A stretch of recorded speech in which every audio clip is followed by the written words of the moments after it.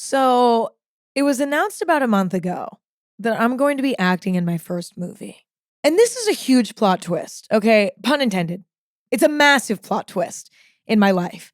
To all of you, because you've all known me for my entire career as a YouTuber and podcaster who's themselves. That's what I built my career on.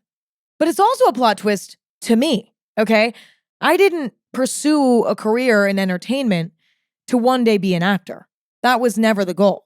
In fact, I remember when my career on YouTube really started to pick up and it became time to sort of build a team around me, managers, agents, whatever. And I remember being in meetings with agents and them just saying to me, "So you want to be an actor, right?" And I was like, "No, I want to be a YouTuber. This is not a stepping stone for me. This is the final destination. I want to be a YouTuber." And I remember being so frustrated. Like, why does acting seem to be the final destination? Like, what's wrong with just being a YouTuber? And I became very stubborn about this. And I feel like these early experiences in my career of being told that I should be an actor, that should be my final destination, I feel like these moments made me stubborn and completely closed off to the idea of acting. And so for the last few years, I've been like, I'm never going to be an actor. I have no interest in acting and leave me alone. Like I just want to be myself. That's what I built my career on. That's what I want to do for the rest of my life. I don't want to pretend to be something else. That goes against the entire ethos of my career thus far. And stop trying to tell me what to do. That's the other thing. I'm very rebellious. And when people tell me what to do, I tend to do the opposite. So I think it wasn't helpful that in the very beginning, I was told I should be an actor. I was so closed off to the idea of acting that I said I'd never do it. Like that was my answer to the question. Like if I was in an interview and I was asked, "Would you ever consider acting?" My answer was no, absolutely not. And now I'm going to be in a movie. Okay, so what happened? Right? How did that happen? Well, that's what we're going to discuss today. Okay? How I went from saying never to saying yes. I briefly paused this episode to let you know that this episode of Anything Goes is presented by Temptations Cat Treats. Your cat will come running for the perfectly irresistible Temptations Creamy Puree and Temptations Lickable Spoon Cat Treats. The best time to feed lickable cat treats to your cat is anytime. Feed by hand for a playful moment, in a bowl for a creamy treat, or as a topper to make mealtime fun. Visit temptationstreats.com to learn more. Now, let's get back to the episode. Let's go back to those meetings in the beginning of my career when I was building out a team. Being told that the ultimate goal in entertainment should be to be an actor really made me angry. It bothered me. And I really don't think that these agents meant any harm. I really do think that they're trained classically to be like, well, digital entertainment, modern entertainment is a stepping stone to traditional entertainment. This is all that they know. This is the world that they live in. Acting being the pinnacle. And I do not think that they were trying to insult me or steer me in the wrong direction. I really do genuinely think that they just couldn't comprehend the idea that being a YouTuber, being a podcaster, being yourself is a sustainable career. I think it's at the time it was so new, it was incomprehensible. But as a 17, 18-year-old, I was stubborn. And so this sort of pissed me off. And I eventually did get an agent who completely understood my dream of just being myself and that being my job. And we have a beautiful relationship. I absolutely adore this woman. She is still my agent to this day.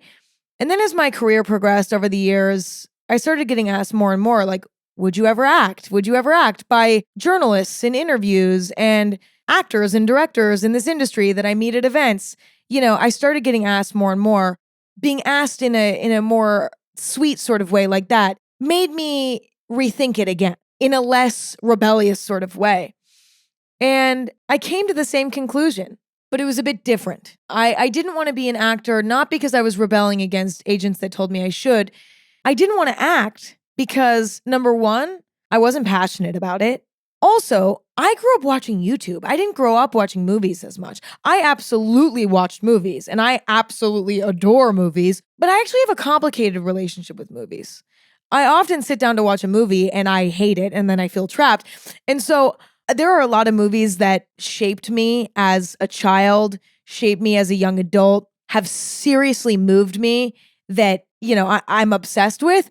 But I don't know, like my relationship with movies has always been complicated. And growing up, I watched YouTube because I didn't have cable until I was like 15, maybe 14, 15, maybe 12. I don't know. But anyway, I didn't have cable television. I went to the library and got DVDs, which, sometimes I'd get movies and stuff, but I ended up really loving YouTube and that became my main source of entertainment. And in a way, the way that a lot of young people feel about movie stars, I felt about YouTubers. The posters I wanted to put up on my walls were not of Brad Pitt and Leonardo DiCaprio. I wanted to put posters on my wall of Rhett and Link, the YouTubers. Do you know what I'm saying? I grew up passionate about YouTube. I just never felt passionate about movies. And so that was one reason why I didn't want to act. Reason number 2 was because I didn't want to get nepotismed in. Now, I'm not a nepo baby, okay? My parents are not famous. They're not in the entertainment industry. They're not in actually any industry that would benefit me in my career at all. My mom used to manage an electricity company and then managed, like, she was like a manager, an office manager for different companies. My dad was an electrician and then later became a painter. Okay. I did not benefit from nepotism. However, in a weird way, I have my own form of nepotism with myself. Okay. Because I built a career on YouTube and now I'm a public figure. In a way, if I were to want to enter into another industry that's adjacent to mine, acting, music, theater, Broadway, like all of these different, forms of entertainment, if I wanted to enter into those industries, it's going to be much easier for me to do that now than it would be if I was just starting from scratch, right? So technically, I'm not benefiting from nepotism. Technically, I have arrived at the place that I've arrived to completely on my own. But if I wanted to enter into another space, in a way, I kind of have nepotism, but it's just my own, it's nepotism from myself. Okay, I already have an agent. I have a team. I know acting agents. I know directing agents. I know writing agents. I know these people. I've met them all. Like I have connections now that could allow me to get involved easier. And that really bothered me as well, because I take a level of pride in the way that I've built my career sort of from scratch. And the idea of using that to potentially get opportunities easier in other areas bothers me. And last but not least, I know how cutthroat acting is. I know how brutal it is. Memorizing all these lines, doing a self-tape, sending it in, getting rejection after rejection after rejection, doing 40 self-tapes, doing 50, going into 12 auditions a week, getting rejected. And the thought that I might take the place of someone who is dedicating their life to this craft, like it made me sick. And so I stood really firm in that for a really long time. It doesn't make sense. And these are all the reasons. I had a very solid perspective on it. So how did I get to the point where I was like, all right, I'll try it. I'll dip my toe in. How did I go from that to saying, okay, you know what? I might actually try this. Well, weirdly, it started with my interest in fashion. This was completely unintentional. I love fashion. I'm obsessed with fashion. I'm passionate about fashion. I have been for many, many years. But in my late teen years, I really started to get involved. I got invited to my first fashion show in Paris, Louis Vuitton. Going to that fashion show expanded my mind to the possibilities. It going to that show exposed me to a whole other dimension of fashion that I had never even paid attention to. The world of haute couture. You know what I mean? I'm never going to speak with a French accent again. I'm so sorry. That was horrible. It was horrifying. Hopefully I don't get casted in any roles where I need to do a French accent, because that will happen again, and that's not good. I started going to fashion shows. I started working with, these very fancy designer brands, and I grew this love and passion for the art of it all. And that led me to doing more editorial photo shoots where I'm wearing wigs and doing editorial makeup with, eye looks that are colorful and wild, and wearing these runway pieces and posing in weird ways for magazines or even for my coffee company. I really fell in love with doing these sorts of editorial photo shoots. And I never really thought about why I liked it as my love for it was developing. But in retrospect, it's clear to me that I loved getting to be a character. There was something so sort of cathartic about it for me, because I had built my entire career thus far on being myself. And once I got over the cringe element of posing for the camera, I really fell in love with getting to be a character, putting on these outfits, these costumes almost, if you will, and trying to embody them in a way that matches the outfit, matches, the theme for the shoot. And in a lot of ways, this was sort of acting. It's obviously not acting, but it was 10% of what acting is, putting on a costume and changing your behavior to match that costume. I just grew a real love for this. And, over the years, I've done more and more of it. It dawned on me at a certain point, probably a year and a half ago, or maybe 2 years ago now. I was like, I love doing this so much. How can I chase this feeling? Like, what else can I do that sort of is like this? Because this is clearly very fun for me. And it dawned on me that what I like about it is being a character, not being myself. Maybe I shouldn't have said never about all of the acting stuff. Maybe I'll give it a try. And it's interesting because, it was really hard for me to wrap my head around the idea of me giving acting a try, but not being a TV buff, a movie buff. I was like, is this okay? Like, am I allowed to dip my toe into this if I'm not technically the textbook actor who, is obsessed with watching every single television show, studying every single director? Like, I don't know if I'm allowed to be interested in this. My interest in acting has nothing to almost do with the final product, if that makes sense.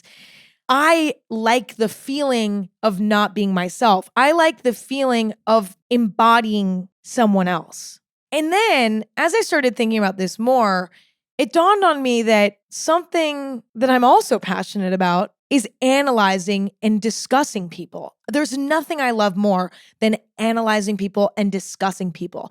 I find other human beings so fascinating. And a great example of this is on the weekends, there's nothing I love more than sitting at a cafe and just watching people. I love people watching. I think a lot of people love people watching. It's a very normal human thing to enjoy. We find other humans fascinating. But I will say that I've always been a little bit more interested in other people than, say, my parents or, my friends.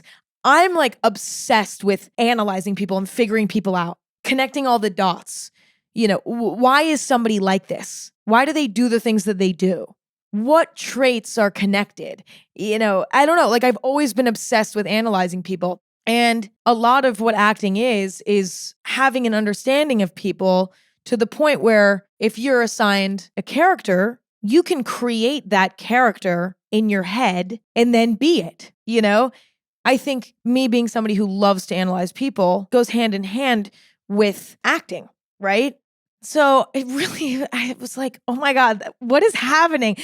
A few years ago, I'm having these epiphanies and I'm like, what is actually happening? Like, what is happening? This is the one thing I said I'd never do. Actually, I also said I'd never make music, and now I'm learning how to play guitar. So I'm fully just I'm a hypocrite. I'm a liar. I'm a hypocrite. I'm not writing any music. I can barely play a song on guitar right now, but I don't know, I was so against doing anything outside of my little entertainment bubble, YouTube, podcast, whatever. Like I was so against it that it was really uncomfortable to be having this epiphany that I am actually interested in this thing. And so I started auditioning. I didn't want to take a class, to be honest. And this is a controversial take, but I really wanted to discover this my own way and teach myself in a way that's intuitive. And if that lands me roles, great. If it doesn't, great. But I want to do it my own way. And so I started doing some auditions. I will say I have some actors in my life. One incredible actor in my life is Owen, my best friend, Owen Thiel. He helped me so much. He's so talented and so good. And he's always been like, Emma, please, you have to act, which I was like, why? What are you talking about? Since I met Owen, Owen was like, I just know in my gut that you will act. You have to act. You're made for it. And I was like, why? I never understood. Anyway, so the second I showed interest, he was so excited and he helped me with so many tapes. We did a lot of tapes together, but I also have other people in my life who did theater. Like I have a lot of actors in my life. So I had a lot of support and a lot of people around me who were down to just fuck around and do these tapes with me. And I ended up having a lot of fun with it. I will say in the beginning, it was really embarrassing. I was really uncomfortable, similar to how I was the first time I did an editorial photo shoot. It's really vulnerable and weird to be a character, not only in front of the camera, but also in front of whoever you're reading the scene with. It was so uncomfortable for me. I did get a little bit discouraged in the beginning, but I didn't go into this with high expectations. I didn't go into this like, I'm going to book a role. Yeah, I'm going to book a role. That's my goal for this year. I went into it like, I just want to try this and see what happens, you know? But once I got over the cringe of it, I just loved doing it. I loved analyzing the scenes. I loved trying to figure out who my character is. I loved making the scene my own. I loved improvising. I loved it all. I loved every single part of it. And I ended up just having fun doing the auditions. And so anytime I had extra time and there was an audition in my inbox, I was like, fuck it, let's do this thing. And I would just do it. I had no expectations. And let me tell you, I will say I haven't done as many auditions as the classically trained actor. Like most actors are doing audition after audition after audition after audition, like 50 a month. You know what I'm saying? I couldn't dedicate my entire life to this, but anytime I could dedicate time to it, I would. And I got a lot of no's, okay? I got a lot of no's. I wasn't right for a lot of stuff. I got shut down a lot. And what I was really grateful for was I didn't feel like I had a leg up because of, my YouTube career, my podcast career. I really did think that would give me a leg up. I was like, am I going to get this role because I have followers on Instagram? Like, I don't know. Sometimes that's how stuff works in this industry. Absolutely not. I was relieved to find that they do not give a fuck. Okay. These casting directors are like, are you good? Are you right for this role? And for a lot of the roles I wasn't, or they didn't like my tape, whatever. And it was totally fine. I didn't care. I'm very fortunate that in this thus far, I've had no ego. I don't care. It's just fun. And now I'm going to be in a movie. I did get a role. And I will say, I'm not going to talk too much about this role yet because actually I haven't even started filming yet. I start filming next week. And I film for a very short period of time.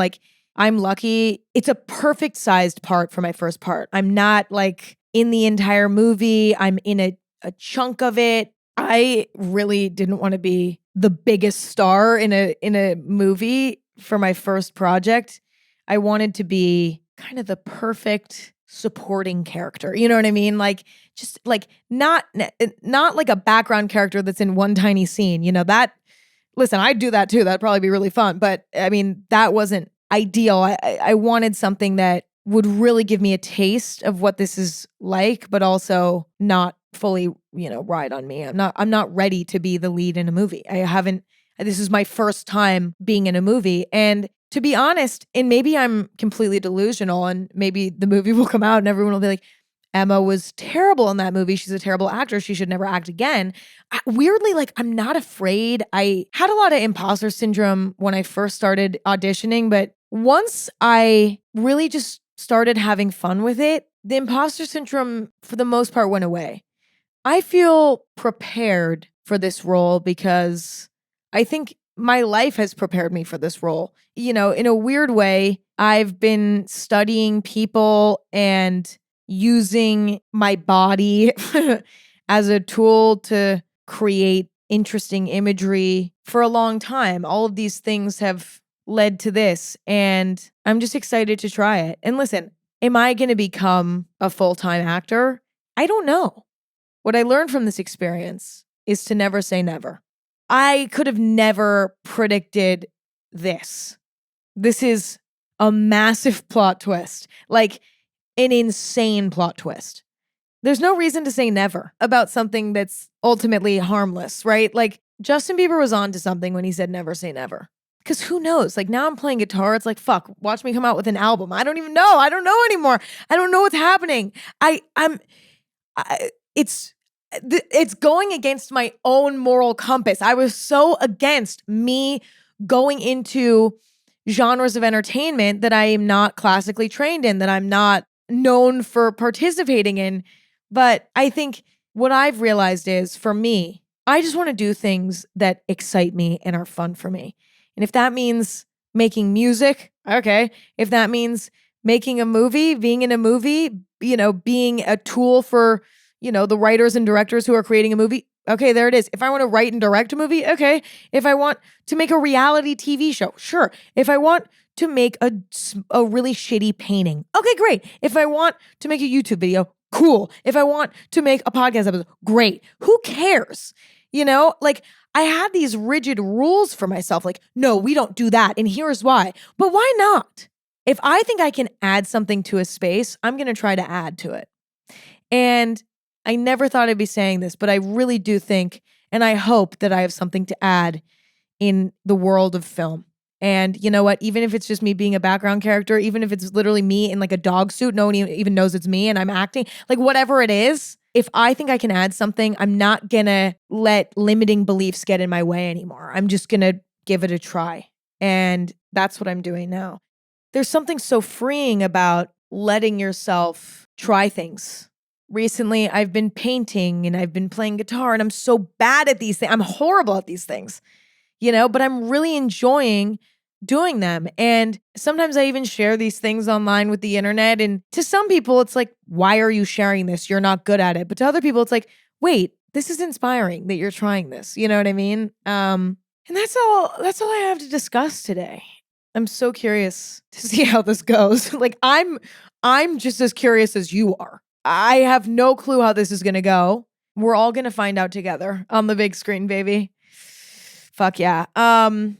So keep an eye out for Forbidden Fruits, my first movie role.